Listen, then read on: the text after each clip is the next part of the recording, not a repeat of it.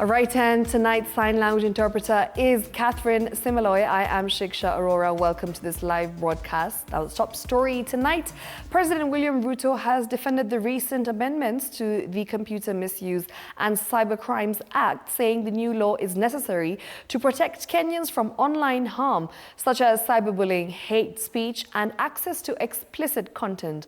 And as Samira Mohammed now reports, the president insists that the law is not intended to curtail freedom of expression. Hours after the High Court temporarily suspended the implementation of some sections of the Computer Misuse and Cybercrime Amendment Act 2025.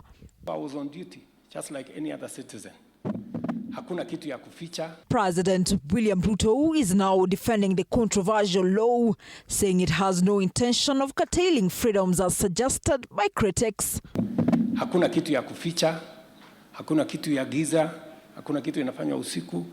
We are doing the right thing for Kenya. We want to protect this nation from situations that undermine the well-being of the young people of our nation, the well-being of the people of Kenya, the security of the country, na yale mambo mengine ambayo yatatusaidia. Wale wanaosema waseme ukweli. The head of state also explained why he signed the bill into law as the nation was mourning the death of former Prime Minister Raila Odinga, saying the move was purely a matter of constitutional duty. Ilikuwa imepita viwango vyote, nikaletewa na speaker. Bahati mbaya tukapoteza waziri wetu mkuu wa zamani, lakini tayari nilikuwa ofisini kwa hiyo kazi. Hata nilikuwa nimevaa shati, nilikuwa naenda Ukambani kwa mambo ya barabara. So I was on duty, just like any other citizen. The head of state further clarified that the Computer Misuse and Cybercrime Act was first implemented in 2018 and that it only underwent slight readjustments necessary to confront several online challenges affecting Kenyan youth, particularly on matters revolving around cyberbullying, hate speech, and access to explicit content. Amendment ilianza 2024. Amendment ilifanywa na bunge. Mimi niliamuka on Wednesday. Mimi nikiwa na kwa sababu hiyo ndio ilikuwa kazi yangu ya siku hiyo. Na ni kazi ya kikatiba.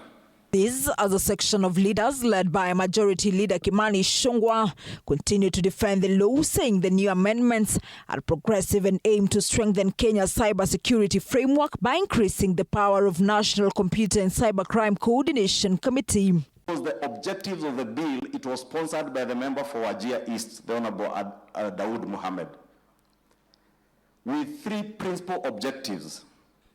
One, to stem the culture of recruiting young people into terrorism online.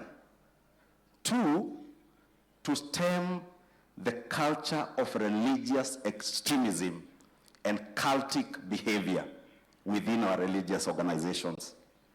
Three, to stem the growing culture of access to pornographic content by adults and our children. On Wednesday, the High Court, through Justice Lawrence Mugambi, ordered the temporary suspension of the enforcement of key provision of the Act, pending the determination of a constitutional petition challenging its legality.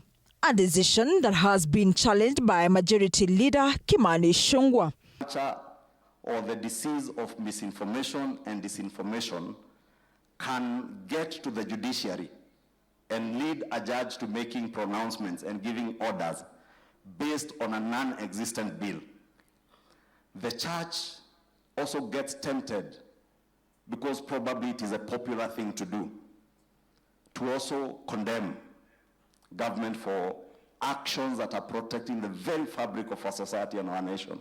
The bill targets a wide range of online criminal activities, including platforms that distribute child sexual material, extremist content, child-related activities, and other illicit networks operating in the digital space. Including terrorism, religious extremism. Offenders may face orders to remove harmful content, deactivate accounts, or even shut down devices entirely. Authorities can also request the preemptive closure of the platforms suspected of facilitating criminal activity. However, many Kenyans have voiced concern that the law gives authorities the power to order the shutdown or temporary suspension of websites, warning that it could threaten media freedom or be misused to silence dissent.